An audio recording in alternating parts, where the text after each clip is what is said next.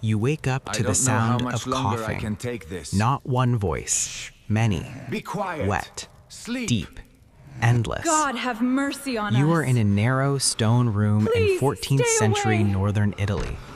The air is She's thick, gone. unmoving. It smells of sweat, rot, and something sweet that should not be sweet. You are not sick, not yet, but everyone around you is. You sit up on your straw mattress. Fleas jump from the fibers. You scratch without thinking. Your fingers come away with small streaks of blood. Outside, a bell rings. Slow, heavy, repeating. Another dead. You stand, wrapping your robe tighter. The fabric is stiff from dried oils and herbs. You have not washed it properly in weeks. No one does anymore. Water is for drinking now, or trying to be. You step outside. The street is quieter than it should be. Doors shut, windows barred. A cart rolls past, pulled by a man with a cloth over his mouth. In the cart, bodies, covered loosely, limbs hanging. No one stops him. No one prays out loud anymore. You are not just a man. You are becoming something else. You are becoming a plague doctor. You were born years earlier in a small town that smells of bread and livestock. Your father is a barber, not just hair. He cuts flesh too, bloodletting, teeth, boils. You watch as a child. Men scream, blood pours. Your father works calmly. He tells you, pain is part of life. Removing it is a craft. You believe him. You learn to hold a blade steady before you can write your own name. You learn the smell of infection before you understand death. You grow up surrounded by it. But this is different. You are older now. The sickness arrives quietly. A cough in the market, a fever in a neighbor, then swellings, black lumps under the skin, groin, neck, armpits. People whisper, bad air, punishment, foreign curse. No one agrees. Then the dying begins. Fast. Too fast. You are called to help. You enter your first infected house. The smell hits you first. Rot, thick and wet. A woman lies on a bed, shaking, her eyes wide, her skin stretched over swollen black growths. She reaches for you. You hesitate, just for a second. Then you step forward. You cut. You drain the swelling. Dark fluid spills out. She screams until her voice breaks. You tell yourself you are helping. She dies before sunset. The city changes. Fires burn constantly. Herbs thrown into them. People believe smoke will clean the air. Doctors argue. Some flee. You stay. Not out of bravery, out of lack of choice. This is what you know. This is what you are. They give you the mask. It is long, beak-shaped, leather, dark, crude. You fill the beak with herbs, lavender, mint, vinegar-soaked cloth. It is supposed to protect you. You do not know if it works, but when you put it on, something changes. You stop being a man. You become a symbol. People step back when they see you. Children cry. Some spit. Some beg. You carry a stick now, not for walking, for distance. You touch patients with it, lift cloth, point. Never hands if you can avoid it. You are afraid of them. They are more afraid of you. Your days become routine. You wake before sunrise. Dress in your heavy robe.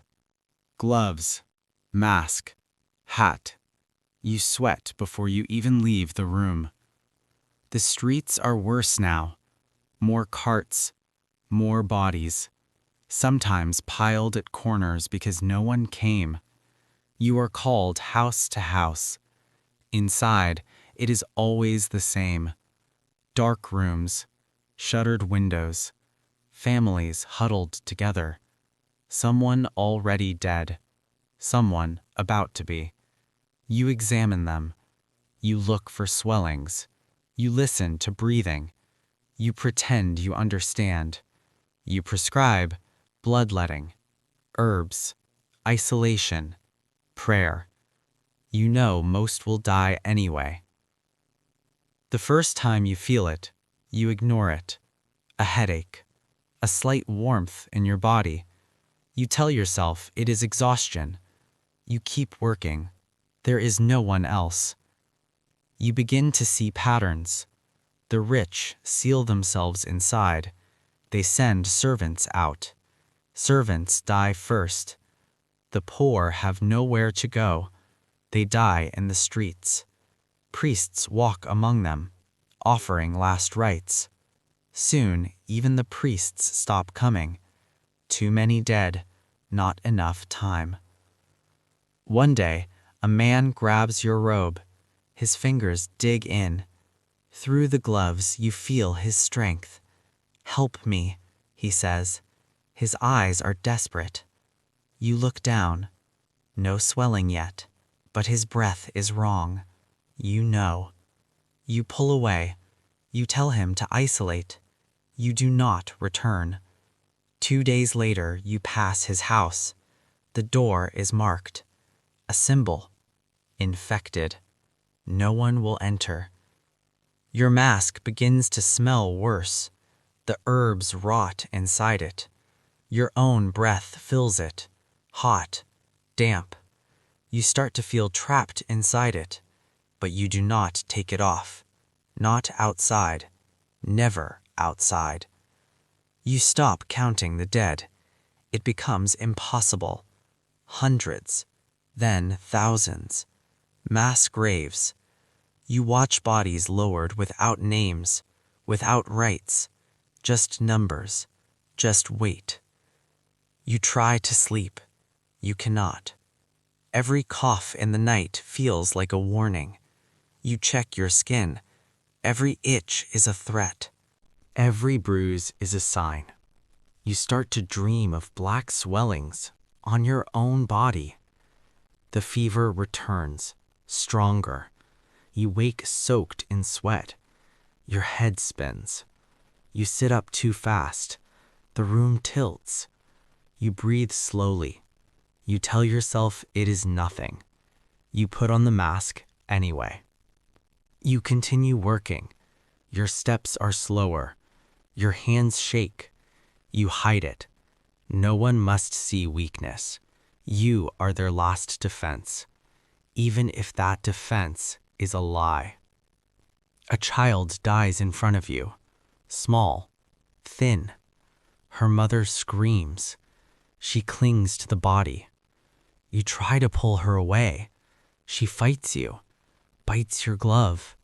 Her teeth break the surface. You feel it, skin exposed. Air hits it. You freeze, just for a moment. Then you pull away. Too late. You wash your hands in vinegar. Again, again, again, until your skin cracks. It does not matter. You know it. The swelling appears, small at first, under your arm. You feel it when you move. A dull pain.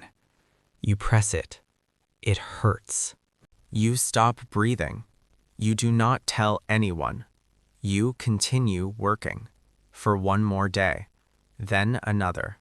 You tell yourself it might go away. It does not. It grows, darkens. Your strength fades. You collapse once in the street. No one touches you.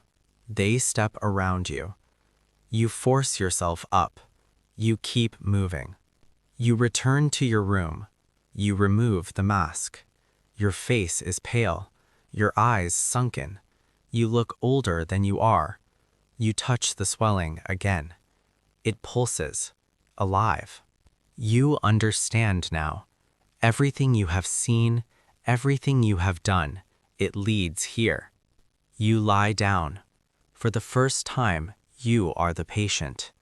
The room feels smaller, the air heavier. You hear coughing again. This time it is yours. The fever burns. You shake uncontrollably. Your thoughts blur. You see faces, all the ones you treated, all the ones who died. They do not speak, they just look at you. The pain intensifies, the swelling bursts. You scream, no one comes. Time breaks. Hours feel like seconds, seconds feel like hours. You drift in and out, between heat and cold, between breath and silence. You wonder if the mask ever helped, if anything you did mattered, if all of it was just delay. Your breathing slows, each inhale harder, each exhale weaker. You die alone. No priest, no family, no lost words. Your body is found the next day. They do not recognize you at first.